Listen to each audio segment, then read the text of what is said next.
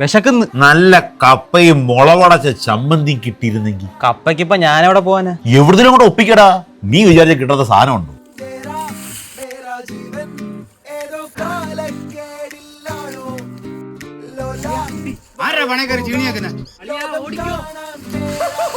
കുറച്ച് പൈസക്ക് അത്യാവശ്യം ഉണ്ടായിരുന്നു. എത്ര രൂപ വേണ്ടി വരും? ഒരു 500 രൂപ വേണം. വഴി ഉണ്ടാക്കാം. എന്താ വഴി? വത്സല ചേച്ചി വീട്ടിലില്ല. ചേച്ചിയുടെ വീടിന്റെ ബാക്കിൽ ഇരിക്കുന്ന റബ്ബർ ഷീറ്റ് അടിച്ചടിച്ച് മാറ്റാം. ഈ ആളില്ലാത്ത വീട്ടിൽ കയറി മാങ്ങ വെച്ചെന്നെ സുഖം. അതൊരു സുഖം.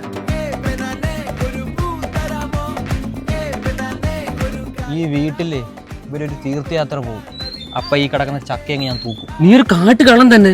ആളില്ലാത്ത വീട്ടിൽ കയറി കക്കുന്ന കൂടിന് എന്നെ വിളിച്ചോണ്ട് വന്ന്. ഒരു വീട്ടിലെ കരിയിലയുടെ അനക്കം തട്ടിക്കഴിഞ്ഞാൽ എനിക്ക് മനസ്സിലാവും ആ വീട്ടിൽ ആളുണ്ടോ ഇല്ലയോ. കൊതി കൊണ്ട് പ്രകൃതി രമണീയമായ സാധനങ്ങളല്ലാടാ ഞാൻ പിച്ചി തിന്നുന്നത്. ഇതാകുമ്പോ കേസ് പോകത്തില്ല. ആരെങ്കിലും പിടിച്ചാൽ 2 അടി നിന്ന് പറഞ്ഞു കൊടുത്തേ ഉള്ളൂ. പിന്നെ സോമനന്റെ വീട്ടിൽ ആരുമില്ല. അവിടെ പോയി കരിക്കടത്തിയാലോ? എന്നാ എനിക്ക് വേണം. ബാ.